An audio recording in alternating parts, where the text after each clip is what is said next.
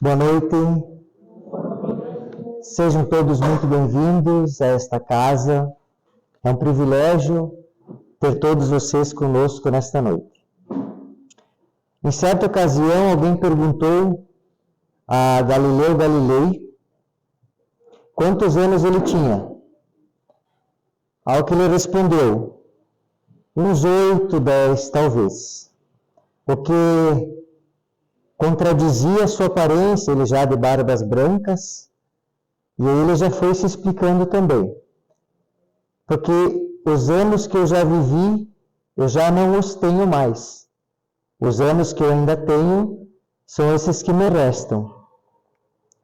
E trazendo essa reflexão, eu convido a todos nós a valorizarmos o nosso tempo. Porque o que foi passado, já, como falou Galileu, já não nos pertence mais. O futuro, ninguém sabe.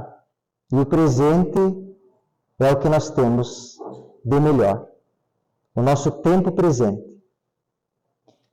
E acreditamos nós que um dos melhores jeitos de se aproveitar o tempo é aprendendo. É o que cada um fez aqui, que está aqui agora, ao entrar na porta para dentro. Escolheu um aprendizado.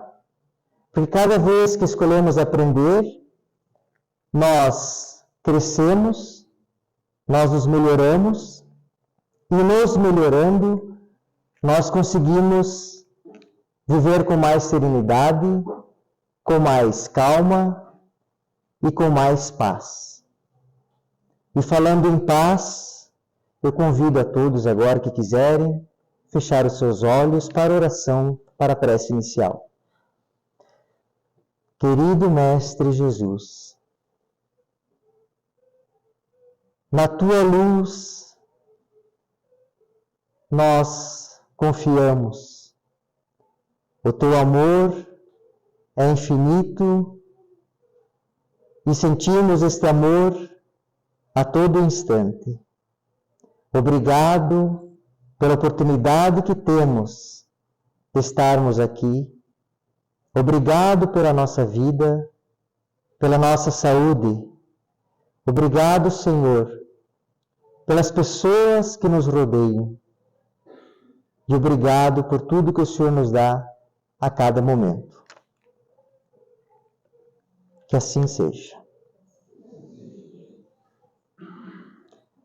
Teremos hoje, como tema da palestra, simpatia e antipatia entre os espíritos, com o expositor Getro Barbosa de Oliveira, do Centro Espírita Paz do Senhor, da cidade de Joinville.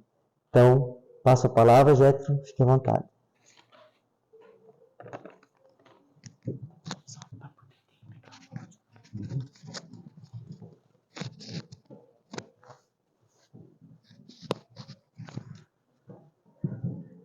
Boa noite a todos. Que a paz e as bênçãos do Mestre Jesus permaneçam conosco e nos permitam, como dito na abertura dos trabalhos, mais um momento de aprendizado que nos chega através da consoladora doutrina dos Espíritos. Doutrina esta que foi prometida pelo Cristo quando por aqui passou e que disse que nos enviaria aquele que estaria conosco e ficaria em vós, através do conhecimento, através do aprendizado e, se possível, através da prática desta doutrina, que nada mais é do que o Evangelho do Cristo tirado de sob os véus. Então, o tema que nos coube abordarmos na noite de hoje se encontra em duas partes, ou em dois momentos, do Livro dos Espíritos. Inicialmente nas questões 291 a 303, onde Kardec vai tratar da simpatia entre os espíritos no plano espiritual. Aqueles que já saíram do plano físico, aqueles que já passaram pelo fenômeno da morte e que estão no intervalo entre uma reencarnação e outra, ou naquele momento conceituado pela doutrina como erraticidade, no estado de espíritos errantes entre uma reencarnação e outra. erraticidade no sentido de viajor, de viajante, e não relacionada a erro. E o segundo momento, simpatia e antipatia terrenas, como o próprio subtítulo já esclarece, das questões 386 a 391, em que ele vai nos trazer informações a respeito das relações de simpatia ou de antipatia com as quais nós convivemos no nosso dia a dia.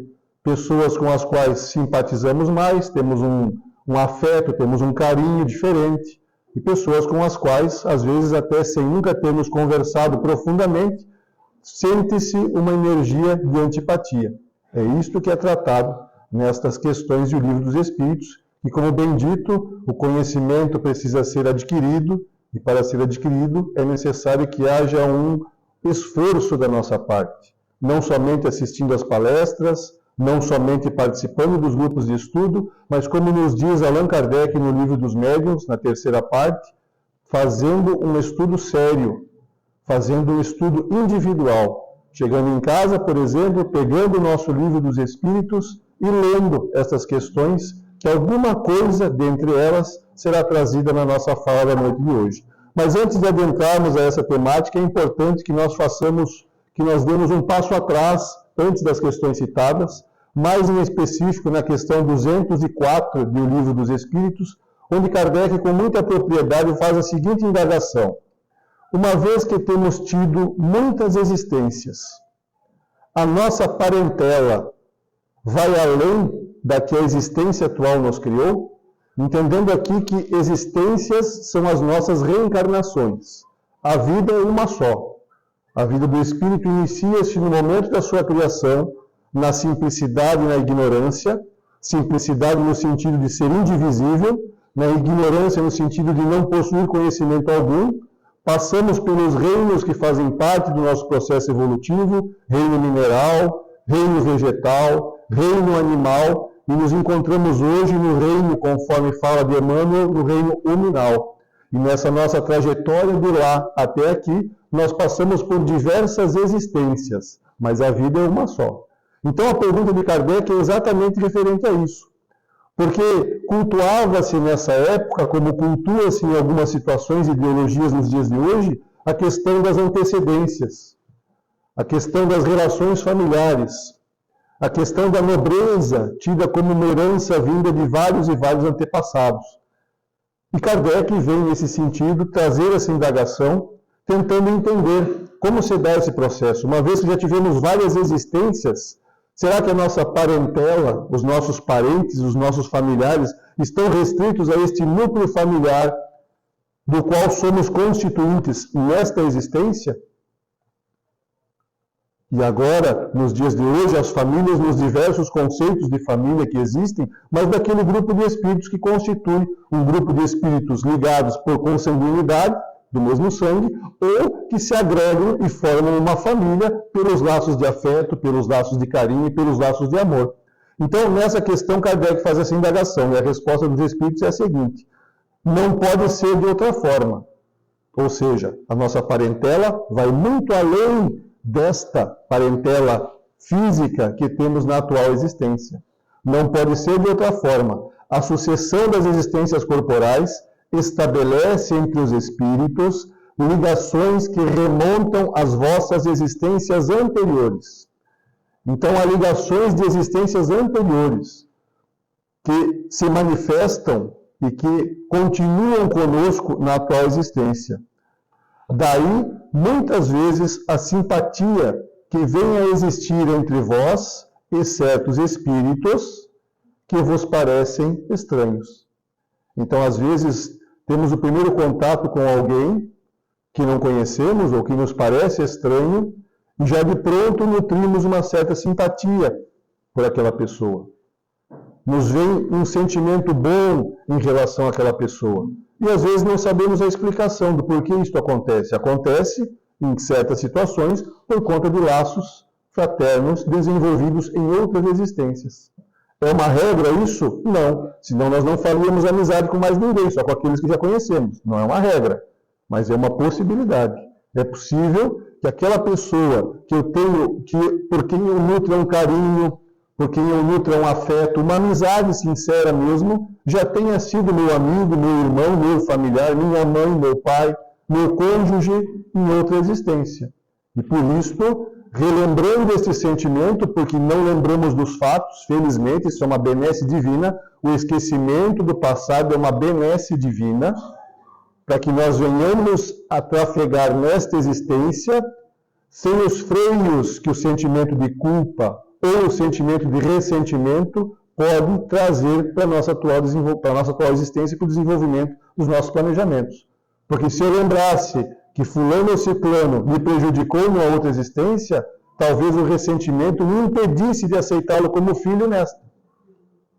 De mesma forma, se eu lembrasse que fulano ou ciclano eu prejudiquei na outra existência, talvez isso prejudicasse também, desenvolvesse em mim um sentimento de culpa que me prejudicasse a relação nessa existência. Então, nós esquecemos o passado, mas o sentimento se apresenta e se demonstra.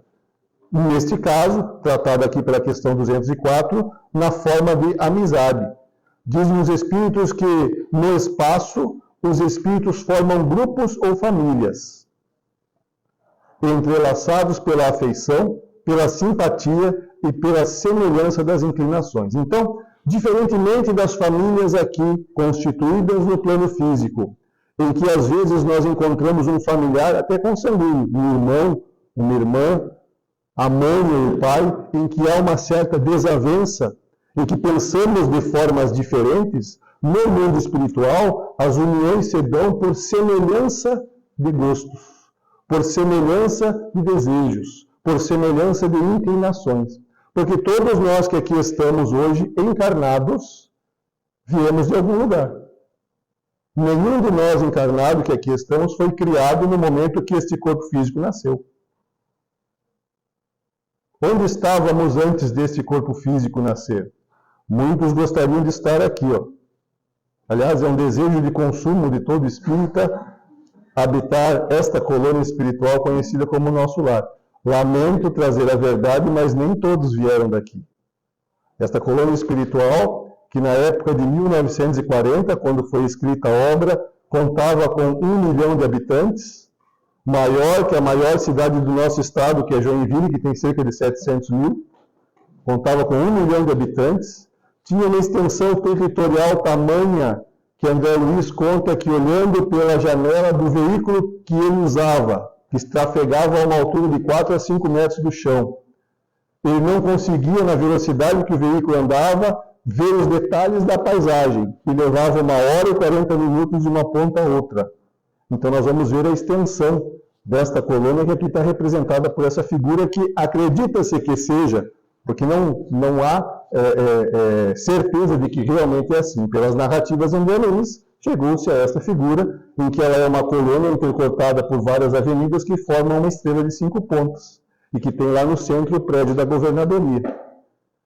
Esta colônia, fundada no século XVI, segundo falas de André Luiz, por ilustres portugueses desencarnados no Brasil, e que se localiza sobre a cidade do Rio de Janeiro.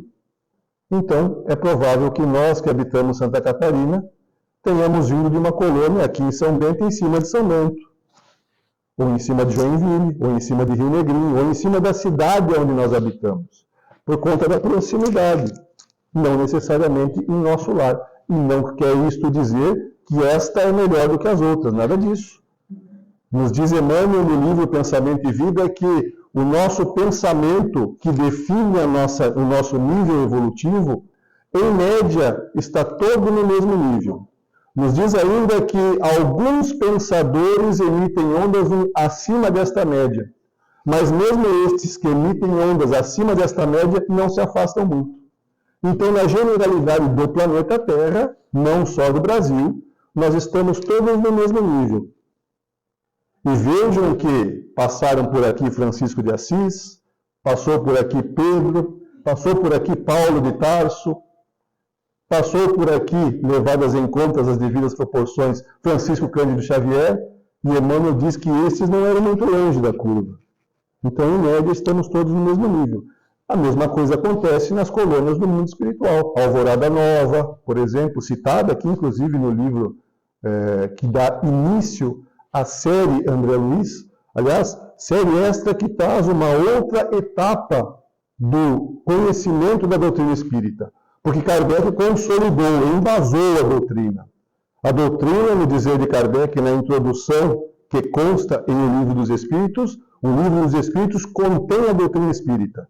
Então a doutrina está contida na obra de Kardec. Mas André Luiz traz uma nova fase, porque vem nos mostrar os desdobramentos de tudo aquilo que a doutrina esclarecida por Kardec nos mostra, ele vem mostrar os desdobramentos. Como é que se dá a vida no plano espiritual? Será que existe uma jaquetinha para o frio no plano espiritual? Será que existe um copo de água no plano espiritual? Será que existe comida no plano espiritual? Então, leia ali o livro Nosso Lar. Nós não vamos dar spoiler da obra, esperando que isso sirva de curiosidade. De que se alimentam os espíritos? Será que se alimentam os espíritos? Vão no banheiro os espíritos? O que vai no banheiro é o corpo físico? O que precisa de comida é o corpo físico? A série A Vida no Mundo Espiritual, iniciada com esta obra Nosso Lar, vai nos trazer uma série de informações. Inclusive no livro Evolução em Dois Mundos, André Luiz nos trata a respeito da alimentação dos desencarnados, em um dos capítulos. E vem com muita propriedade nos dizer que nós nos alimentamos de amor. Nós nos alimentamos de amor. Quando o amor nos falta, nós passamos fome. E isto não é só no plano espiritual. Então, nos disse ali, no Evangelho segundo o Espiritismo, aquele texto que passamos há pouco, que nós formamos famílias no plano espiritual. Então, temos aqui um exemplo de 4 famílias unidas pela igualdade de pendores, por sentirem as mesmas vontades, por terem os mesmos desejos, por serem simpáticos, por se amarem muito. De alguma dessas famílias nós viemos. Porque quando acontece o processo da reencarnação, e nós aqui terráqueos reencarnamos no planeta Terra, estamos tendo o privilégio de no planeta Terra reencarnarmos como brasileiros, que às vezes as pessoas pensam que isso não é um privilégio, então leia Brasil, Coração do Mundo, Pátria do Evangelho, e vai entender por que nós somos brasileiros. Fica mais uma dica de leitura aqui. Quando nós programamos, planejamos e voltamos à carne no planeta Terra, nós fazemos parte de uma família. No primeiro exemplo, saída da família A e da família X e formando uma família de espíritos com aptidões diferentes. Não significa que estão em briga, mas gostam de coisas diferentes. Nós vemos isso no nosso lar, às vezes com pessoas, com irmãos criados pelos mesmos pais, da mesma forma, mas um gosta de uma coisa e o outro gosta de outra. São aptidões. São vontades e desejos que nós desenvolvemos nas nossas vidas passadas e que estamos trazendo para cá, as nossas tendências instintivas, conforme fala o Evangelho segundo o Espiritismo. Uma segunda família formada de elementos X e C, uma terceira, olha que maravilha, todo mundo igualzinho, e uma quarta família formada de 4 grupos diferentes ali. Em qual destas famílias será que o convívio é mais fraterno e mais fácil o processo evolutivo? Pode chutar. Família 1, família 2, família 3 ou família 4? Quem acha que é... Vou facilitar a vida de vocês. Quem acha que é a família 3? Família 3 é esta aqui. Ó. Veja, a indagação é em qual delas o processo evolutivo se dará de forma mais fácil. Muitos acham que é a família 3, por igualdade de pendores. Pode ser. Por que pode ser? Porque eles podem ser todos voltados à violência. Todos gostam da drogadição. São semelhantes.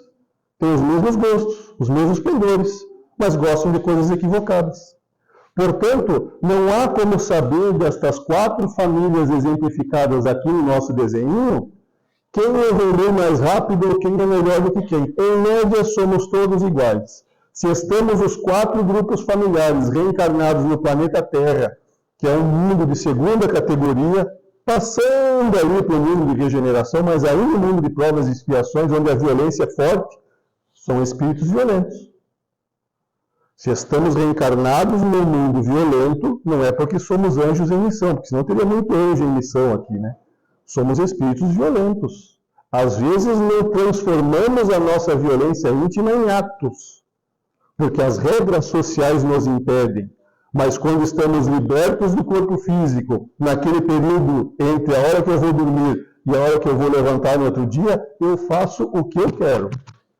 Não tem polícia, não tem centro espírita, não tem pai nem mãe, não tem ambiente de trabalho, não tem nada. O que eu faço quando o corpo físico dorme? O que eu gosto. Tomara que alguns venham para a casa espírita estudar. Muitos vêm, né?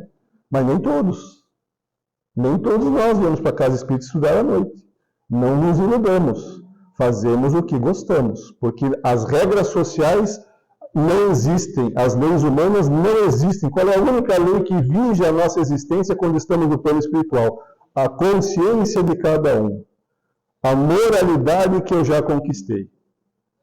Esta é a regra que vai dirigir as minhas ações enquanto o corpo físico dorme e eu me liberto. Porque Deus nos oportuniza isso exatamente para que nós possamos recobrar as nossas forças, se assim o quisermos, no plano espiritual. Este contato com o plano espiritual, às vezes até visitando a família que ali está no plano, na colônia espiritual. No livro Nosso Lar, em um dos capítulos, é narrada uma visita, porque André Luiz, quando chegou na colônia Nosso Lar, ele ficou acolhido numa casa de família. Ficou acolhido, foi acolhido por alguns amigos numa casa de família. Como se faz hoje aqui. Existe até um grupo social chamado Surfing Coach, em que as pessoas se hospedam nas viagens. Eu posso receber alguém na minha casa, se eu faço parte desse grupo. Eu posso ser recebido na casa de alguém que também faz parte desse grupo, sem custo. Existe isso no nosso ambiente terreno, para aqueles que gostam de viagens. E lá no Nosso Lar, André Luiz também foi acolhido nessa casa de família. E o pai da família reencarnou. E no momento do desdobramento, através do sono, ele ainda menino, retorna em espírito até o plano espiritual para se reencontrar com os familiares, obviamente que se apresenta na sua aparência do pai de família que era, não na aparência do menino que estava. E conversa ali, e eles têm uma reunião levada a algumas orações, fazem alguns cantos para comemorar a visita do pai que ali está, e uma das filhas pergunta assim para ele: Pai, o que queres tu que nós façamos para te ajudar neste teu novo processo reencarnatório? E ele diz assim: orem para que eu não encontre facilidades. Orem para que eu não encontre facilidades. Porque sabia que as facilidades, às vezes, desviam a criatura do seu trilho. E as dificuldades ajudam no processo evolutivo, ajudam no cumprimento das provas que nós mesmos escolhemos antes de reencarnar. Kardec, extraordinariamente, na questão 258 do Livro dos Espíritos, que trata da escolha das provas, ele pergunta, em outras palavras, o espírito, antes de reencarnar, sabe as dificuldades que irá enfrentar? E os espíritos respondem, não só sabe, como é ele que escolhe as provas que irá enfrentar. Então, quando nos vem o desânimo, quando nos vem o desespero, quando nos vem a falta de esperança, e às vezes a falta de fé, nós precisamos pensar, primeiro, que fui eu que escolhi aquela prova ou aquela dificuldade. E segundo, que eu não estou sozinho. Porque uma vez que nós estamos aqui, o que acontece com a família no plano espiritual? Continua lá. E quando sai um familiar nosso e vai viajar ou morar em outra cidade, nós nos desligamos definitivamente daquela criatura e não amamos mais aquela criatura porque ela não está fisicamente conosco, em absoluto. Às vezes até os laços se apertam mais, por conta da distância e da saudade. Então nós temos uma preocupação com aquela criatura que está distante. Nós queremos notícias, nós ficamos ávidos por informações que nos digam o estado daquela criatura, quando vem, quando vai, para onde está indo, o que está acontecendo, se acontece algum processo de doença, uma dificuldade, nós nos preocupamos. Será que a família espiritual não se preocupa conosco? Obviamente que sim. Então não estamos sozinhos. Estamos não somente amparados, obviamente, por Deus, mas estamos amparados também por amigos espirituais. Dentre eles o nosso anjo de guarda, que nutre muito mais do que uma simpatia por nós. Nutre um amor que nós não temos noção de qual é. Uma criatura que tem por incumbência nos acompanhar durante todo o processo desta atual existência, aguentando a nossa rabugice, aguentando a nossa teimosia, incentivando o nosso bom ânimo quando estamos desanimados, nos consolando quando estamos tristes. Esta é a função do anjo da guarda. Está no livro dos Espíritos também. Pode buscar ali e ler. A função do anjo da guarda é esta. Ou melhor dizendo, do espírito protetor, porque Kardec só chama anjo da guarda no começo do capítulo, depois ele começa a tratar de espírito protetor. Todos nós, cada um de nós tem um tutelar. Da mesma forma que um dia seremos nós anjos de guarda de alguém. Talvez ainda não estejamos no nível, porque a gente não cuida tão bem dos nossos pets. O cachorrinho, o gatinho, o animalzinho que eu crio é um treinamento para quando eu for um anjo de guarda. Porque se eu perco a paciência com o cachorrinho que faz xixi no tapete, imagina o que eu vou fazer com a criatura humana que eu canso de dar o conselho e ela não faz o que eu digo. Já pensaram? Então, o pet, o animalzinho de estimação, é o treino para que a gente consiga ali adiante, para aqueles que gostam. Obviamente, ninguém é obrigado a ter animal de estimação. Para aqueles que gostam, é o treino para que lá adiante a gente consiga ter paciência uns com os outros e sermos o anjo de guarda de alguém. Da mesma forma, na questão 888 do Livro dos Espíritos, item A, Kardec nos diz que nós estamos sempre, em qualquer situação, seja no plano espiritual ou no plano físico, no meio entre alguém que nos guia e auxilia e assessora e alguém para com o qual nós temos o mesmo dever, nos dizem os Espíritos, que nós devemos guiar e assessorar. Em qualquer situação, dizem os Espíritos, tanto lá quanto aqui. Nós estamos sempre no meio. Temos que ajudar quem está na retaguarda e somos auxiliados por aqueles que estão mais à frente. É por isso que aqui estamos, num grupo, formando a família desta casa espírita, por exemplo. E os tarefeiros que aqui estão unidos por compromissos assumidos em conjunto. Clélia Duplantier é um espírito que tem uma mensagem no livro Obras Póstumas e que fala exatamente sobre isso. O grupo que se junta já esteve junto em outra existência, está junto nesta e continuarão juntos até que todos os compromissos assumidos em conjunto estejam resolvidos. Então, estes somos nós. Temos os nossos compromissos individuais, temos os compromissos com a família que constitui a nossa família terrena, temos o compromisso com a casa espírita da qual participamos, temos o compromisso com a sociedade da cidade em que vivemos, do país e do mundo, e assim sucessivamente. E cada um destes grupos, nós temos que desempenhar o nosso papel. Enquanto a caravana, enquanto o rebanho do Cristo, todo ele não caminhar, enquanto uma ovelha se tresmalhar, a caravana para, o rebanho para, o pastor vai lá, busca aquela ovelha tresmalhada, traz para o rebanho e o rebanho continua. E é assim. E é assim que se dá o processo. E é assim que nós conseguiremos ali adiante transformar esse planeta de provas em expiações em um mundo de regeneração. Mas para que isso ocorra é necessário que haja a transformação de cada um desses azinhos, cada um desses xizinhos, cada um desses czinhos e cada um desses dzinhos que ali estão. Quando todos eles se transformarem para melhor, o mundo em que habitamos transformar-se-á também para melhor. Compromisso nosso. Então, este é o compromisso coletivo que nós assumimos. Então, estas famílias que se constituem lá, permanecem nos auxiliando aqui, enquanto aqui estamos encarnados, como no exemplo que trouxemos ali do pai de família, na família que acolheu André Luiz lá na colônia Nosso Lar. Está bem visto que aqui se trata, no plano espiritual, de afeição real de alma a alma, única que sobrevive à destruição do corpo, porquanto os seres que neste mundo se unem apenas pelos sentidos, nenhum motivo têm para se procurarem no mundo dos espíritos. Vou aguentar essa criatura, esta existência toda, porque depois que o corpo físico morrer, eu não quero ver mais nunca. Não adianta. Vai ter que ver. Vai ter que reencontrar. Óbvio, existe, vigindo a nossa existência, a lei divina. Neste caso, a lei de causa e efeito. Mas como todas as leis de Deus, ela se embasa no amor.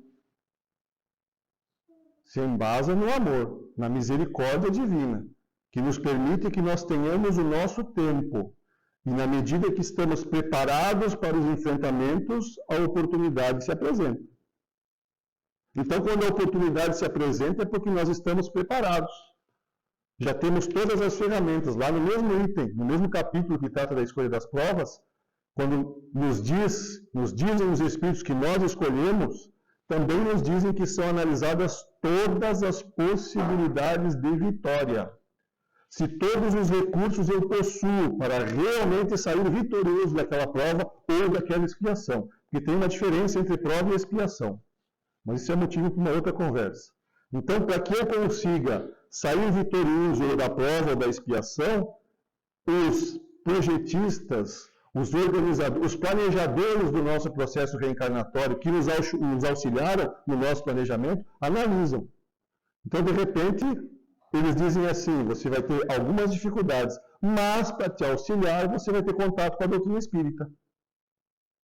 A doutrina espírita será uma ferramenta que te auxiliará a entender esse contexto e facilitará o processo de maneira que te torne capaz de vencer aquela provação. Não é tirar a aprovação do nosso caminho, não há como. Não há como. Mas há como me capacitar, inclusive principalmente até através da prece, para que eu possa, unido por pensamento, receber uma inspiração e, fortalecido por aquela inspiração e aquelas energias que me chegam, avançar. E ser bem-sucedido naquela prova que eu preciso atravessar. Mas que é importante que saibamos, tem fim. Por mais dura, por mais sofrida, por mais difícil, tem fim. A única coisa que não tem fim é o bem. Tudo que não é o bem tem fim. Pode ser que eu não esteja vendo a luzinha no fim do túnel, mas ela existe. E eu chegarei lá. Alguns por esforço, outros pela força das coisas, mas chegaremos lá a um destino ao qual estamos todos condenados desde o momento que fomos criados. Nós estamos todos condenados a sermos felizes. Esta é a nossa condenação. Desculpa desanimá-los, mas esta é a nossa condenação. Mas eu não quero, mas vai ser. Mas eu quero sentar aqui nessa pedra e morrer de fome e não ser feliz, mas vai ser. Vai ter uma outra vida, vai voltar, vai ter outra, e vai ser feliz. Por quê? Porque esta é a nossa condenação. Nós somos criados para sermos felizes. E a felicidade é a consequência da pureza do espírito. Espíritos puros, como Cristo, são espíritos felizes. Porque conquistaram esta felicidade através de esforço próprio. A família é a base fundamental sobre a qual se ergue o imenso edifício da sociedade, a célula máter da sociedade. Uma família desestruturada forma espíritos desestruturados. E uma sociedade com muitas famílias desestruturadas torna-se uma sociedade desestruturada. E aí o convívio é muito mais difícil. As dificuldades coletivas se tornam maiores. Então, a família, como nos diz aqui o Espírito Joana de Ângeles, nesta citação no livro Constelação Familiar, a família é a base fundamental sobre a qual se ergue o imenso edifício da sociedade. Vejam que aqui nós não estamos falando da família pai, mãe e filhinhos, mas a família nos conceitos que nós temos hoje, inclusive a família homoafetiva. Os conceitos de família hoje são diferentes. Aqueles que nós consideramos no nosso núcleo familiar como sendo integrantes da nossa família. É a base fundamental. Há que haver moralidade, há que haver espiritualidade através da religiosidade. E como normalmente a gente só desenvolve a religiosidade através de um rótulo religioso, seja ele qual for, é importante que haja uma religião nesse núcleo familiar. Daí a importância de se trazer aqueles que nos dizemos espíritas, quando há isto lá na casa que frequentamos, as crianças para evangelização. Não sei se aqui na casa tem evangelização. Trazer as crianças para evangelização. É obrigação do pai e da mãe. Emmanuel fala sobre isso no livro Consolador. Gente, quando a gente cita perguntas ou livros, não significa que eu decorei tudo. Mas como a gente lê bastante, acaba algumas coisas lembrando. Não sou um gênio da memória e nem decorei o livro dos Espíritos. Mas algumas questões a gente acaba lembrando pela questão do estudo, né? Então, é obrigação do pai e da mãe trazer o filho para a evangelização. Se o filho, depois de adulto, vai ser espírita, é uma escolha dele. Mas a base nós demos. E é isso que nos cabe.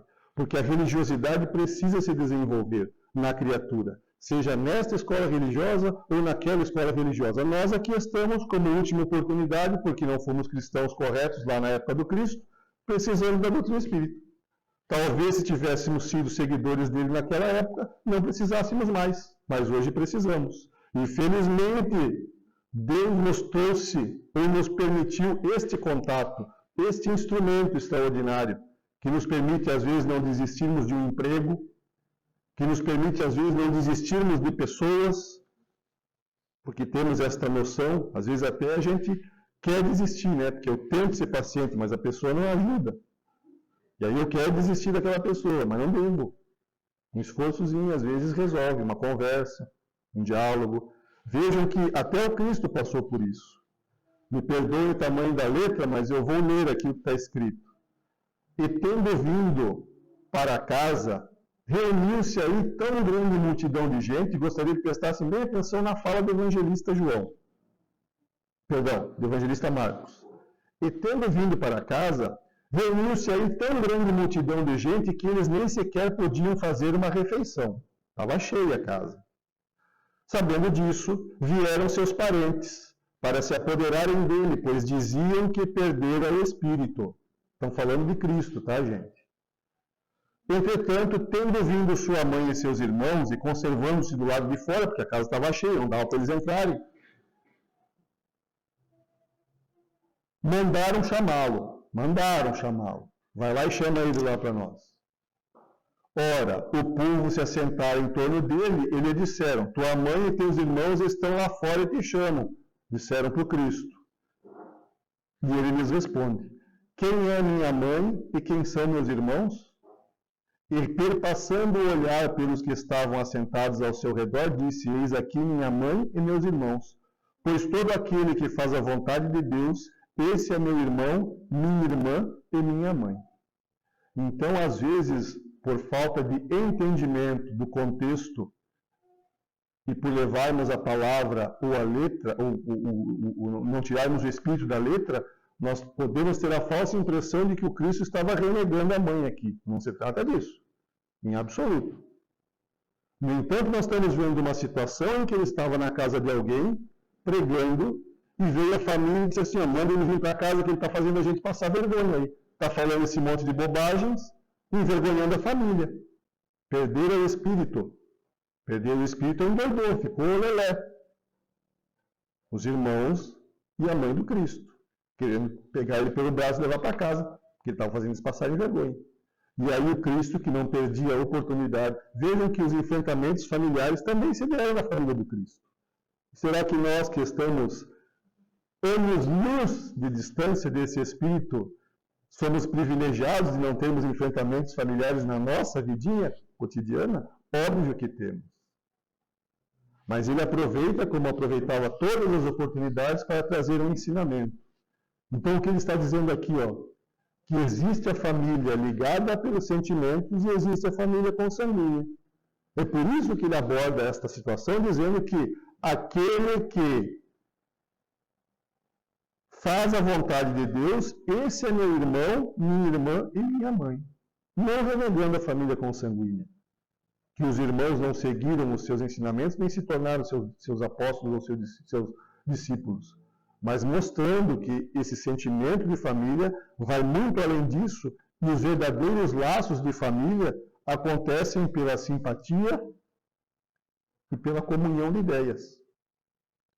Estes são os laços que unem aquelas famíliazinhas que nós vimos ali no mundo espiritual, e que, se fizermos um esforço, unirão os membros desta família na qual estamos inseridos agora, quando esses corpos físicos de todos nós aqui morrerem. Porque quando o corpo físico de todos que aqui estamos morrerem, e aí os anos que me faltam, né? Para Galileu era 8 ou 10 anos, eu afirmo aqui para vocês, com 53, que me faltam 49. Porque o prazo de validade do meu corpo físico é 102 anos. Quando eu falo isso, as pessoas não acreditam, mas não importa, eu acredito. André Luiz, no livro Sinal Verde, diz que quando nós projetamos o nosso corpo físico, ele tem um prazo de validade. É para durar X anos. O que ocorre é que muitas vezes nós antecipamos a validade do corpo e ele morre antes. Mas não é o meu caso. Então, esses laços de simpatia e essa comunhão de ideias vão unir-nos, nós que aqui estamos, quando retornarmos para o plano espiritual. Na colônia aqui em cima de São Bento do Sul, que eu não sei o nome, mas deve existir uma. E nos encontraremos lá como formadores de uma mesma família. A reencarnação, nos diz o Espírito Hamed nesta obra, Renovando Atitudes, a reencarnação faz o ser humano exercitar a independência. Quando propõe que ele é viajante temporário entre pessoas, sexo, profissão, países, continentes ou mundos. Viajante temporário entre pessoas, sexo, porque a polaridade sexual ela se alterna na medida da necessidade do nosso aprendizado. Seremos e reencarnaremos, estaremos como homens, até que tenhamos aprendido tudo o que é possível na polaridade masculina, e seremos e estaremos como mulheres, até que tenhamos aprendido tudo o que é possível na polaridade feminina. E um exemplo muito fácil de compreender isto, desta necessidade de reencarnar nós homens como mulheres, nós que estamos homens como mulheres, é a questão do amor materno. Não há como um homem desenvolver o amor materno se não carregar uma criança no ventre por 9 meses, empurrando o fígado para um lado, o estômago para o outro, a bexiga não sei para onde, não deixando dormir à noite, criando todos os transtornos que transformam biologicamente e psiquicamente também, porque afetam a psique daquela criatura que está passando pela maternidade, e mesmo assim a mãe amando o filho. Na questão 890 do Livro dos Espíritos, Kardec indaga se o amor materno é instintivo ou é diferente do amor dos animais. Porque uma cachorrinha que dá cria também ama os seus filhotes. Ela cuida, ela alimenta, ela busca, quando se desperdiçam, vai lá, busca, traz de novo para a caminha. Isso é o amor do animal. É o amor do Cristo? Não, muito longe. É o amor que nós nutrimos seres humanos pelos nossos filhos? Não, muito longe. Mas o amor vem se desenvolvendo na criatura desde o momento da união dos átomos. A atração entre os átomos, quando estávamos na fase do reino mineral, já é o amor se desenvolvendo, até chegar um dia ao amor do Cristo. Então, quando faz essa indagação, Kardec recebe a resposta que sim e não. Ou seja, o amor materno é instintivo, porque há aquele sentimento de preservação, da proteção da cria, mas também é diferente. Por quê? Porque o amor instintivo dos animais, quando a cria começa a andar sozinha, os dois se afastam. E existem animais até em que a mãe foge, como o caso do diabo da Tasmânia, que é um animal lá da Austrália. Chega um momento que os filhos estão tão impertinentes que se ela não fugir, eles matam ela. Matam mesmo. Então ela foge, abandona a ninhada e foge. Mas quando acaba a necessidade, o amor do animal, que é instintivo, se acaba também. Lembrando que instinto é memória, tá, gente? Instinto é memória. Eu aprendi a fazer desse jeito e faço desse jeito sempre da mesma forma. Isso é instinto. Isso nos guia ainda por alguns momentos da nossa existência. E quando acontece este amor na fase luminal é diferente, porque ele perdura por toda a existência e às vezes, ou grande parte das vezes, até depois da existência. Quem foi resgatar André Luiz no umbral? A mãe dele. 7 anos penando, e a mãe ia visitar constantemente, ele não via. Mas a mãe estava lá. Quem iria reencarnar recebendo o pai dele como esposo e as 2 amantes do pai como filhas? A mãe. Então vejam que este amor materno, que é, no nosso entendimento terreno, um dos mais sublimes sentimentos que nós podemos terráqueos aqui desenvolver, só é possível para quem reencarna na polaridade feminina. Então nós, homens, por mais machões que sejamos, teremos que reencarnar mulheres, para poder desenvolver em nós esse sentimento. E as mulheres, por mais femininas e delicadas que sejam, terão que reencarnar homens para aprender uma série de ensinamentos que só se aprende com o psiquismo masculino. E esta troca se dá em equilíbrio perfeito, em harmonia perfeita entre o corpo físico e o psiquismo. Ah, mas e os casos em que não há esta harmonia? Aí é uma outra conversa com outro momento, que merece nosso respeito e entendimento.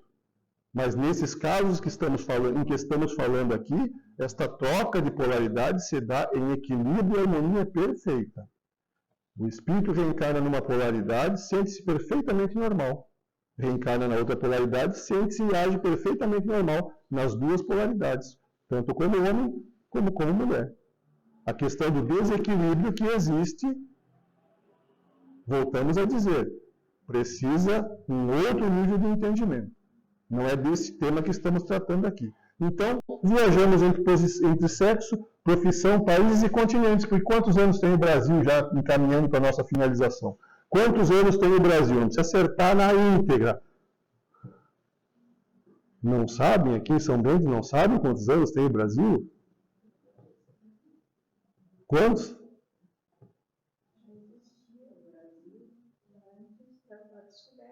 Sim, mas estamos falando do país constituído geograficamente, não do continente americano. O país, denominado como tal, conforme diz Humberto de Campos lá no livro Brasil, Coração do Mundo, Pátria do Evangelho. Quantos anos tem esse país? Quando foi descoberto o Brasil? 1500, né, gente? Então tem quantos anos? 523. E nós, quantos anos temos? Nós, não estou falando do corpo físico, da gurizada que está aqui. Estou falando nós, espíritos. Não é esse corpo físico que vocês estão vendo que nós estamos vendo uns dos outros. Não é isso. Nós não somos isso aqui. Nós não valemos desta ferramenta. Não somos esta ferramenta. Nós somos espíritos imortais e indestrutíveis, caminhando rumo à perfeição que nos trará felicidade. Quantos anos temos? André Luiz nos fala, no livro Evolução em Dois Mundos, que dos pródromos da razão, do início da razão, até aqui, 1.200.000.000 de anos. Então nós somos mais antigos que o Brasil, né? E antes de ser brasileiros, o que nós éramos? Não dá para dizer, eu era índio brasileiro. Não dá. Para chegar desse nível de cultura ao nível que temos hoje, nós aqui medianos, em tão pouco tempo não dá. Dá 2, 3 reencarnações, 4 para os caprichosos. Caprichoso é aquele que se estudioso mesmo, teve 4 reencarnações desde o descobrimento do Brasil aqui para nascer como brasileiro.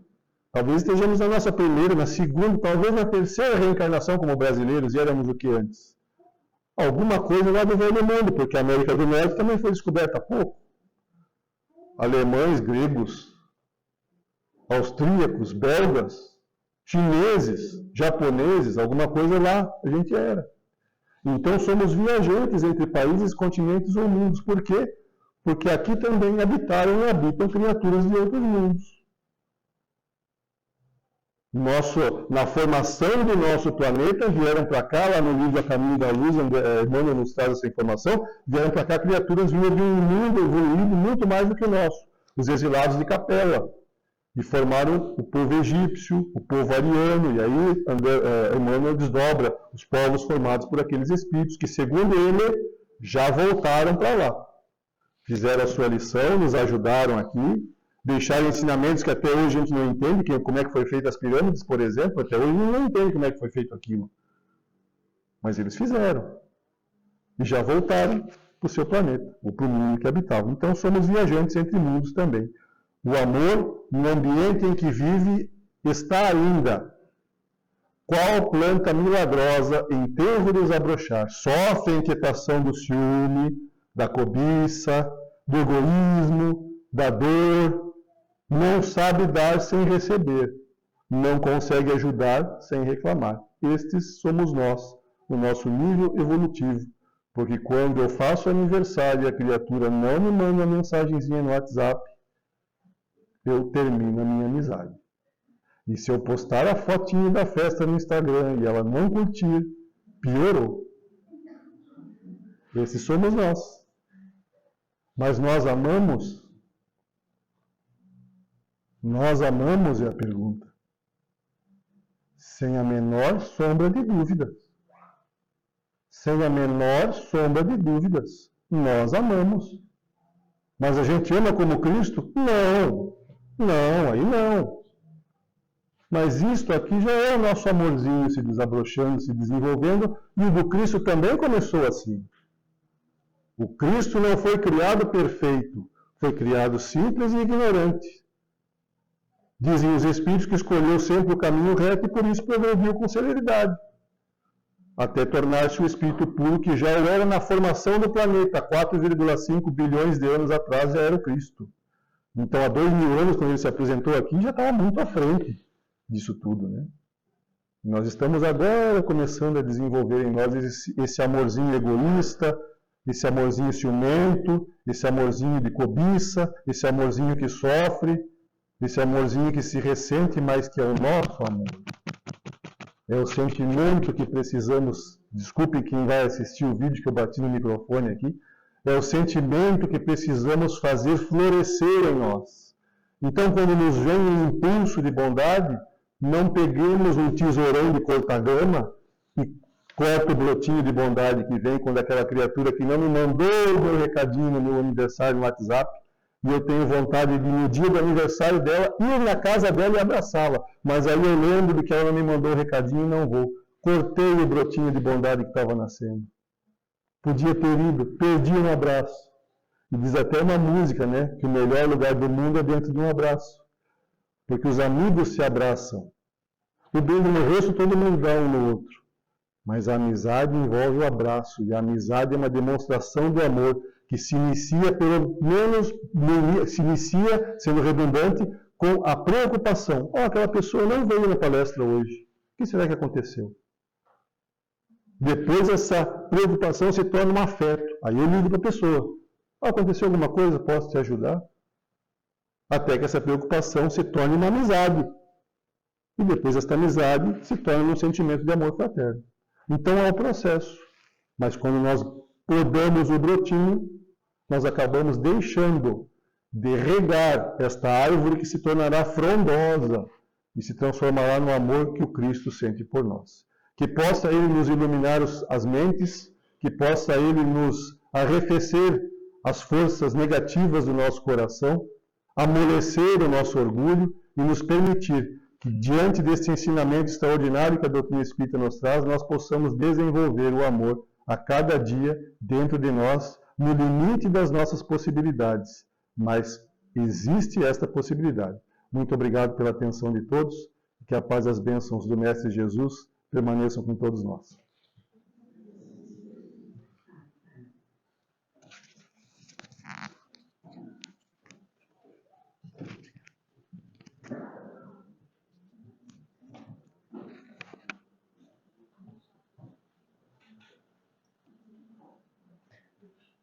Nós agradecemos imensamente, Jéssica, pelas palavras. Acreditamos que somos seres em constante construção. Às vezes precisamos desconstruir algo que na nossa vida fizemos, que vemos que não está certo, mas hoje, com certeza, um tijolo da nossa casa evolutiva, a casa do bem, foi construída com o que nos foi apresentado na palestra de hoje.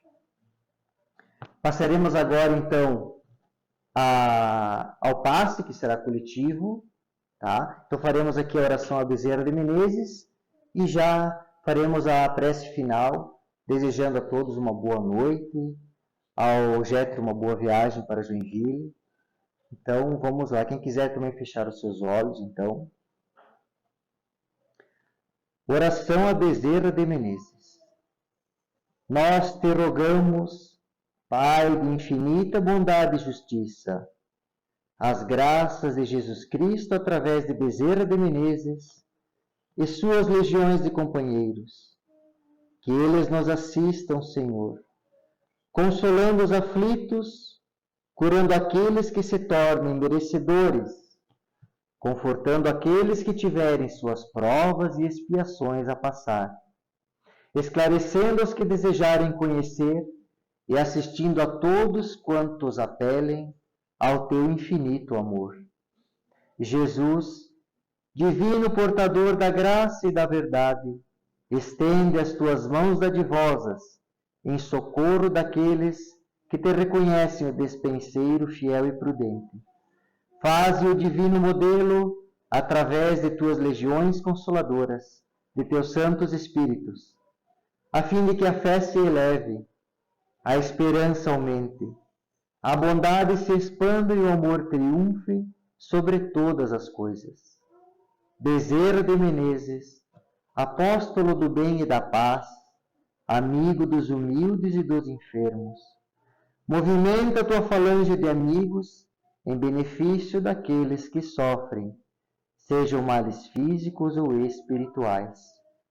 Santos Espíritos, dignos obreiros do Senhor, derramai as graças e as curas sobre a humanidade sofredora, a fim de que as criaturas se tornem amigas da paz e do conhecimento, da harmonia e do perdão, semeando pelo mundo os divinos exemplos de Jesus Cristo. Te pedimos, Senhor, por todos nós, na nossa caminhada,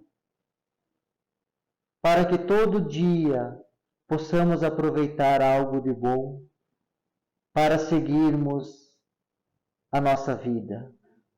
Nós te agradecemos as oportunidades que nos dás todo dia de levantar pela manhã, ter o nosso alimento, o nosso trabalho, levantar pela manhã numa cama que temos no nosso lar e neste lar conviver com pessoas que nos ajudam e são ajudados por nós na caminhada. Nós te pedimos, Senhor, pelos doentes, nos hospitais e nas suas casas. Te pedimos pelos desencarnados,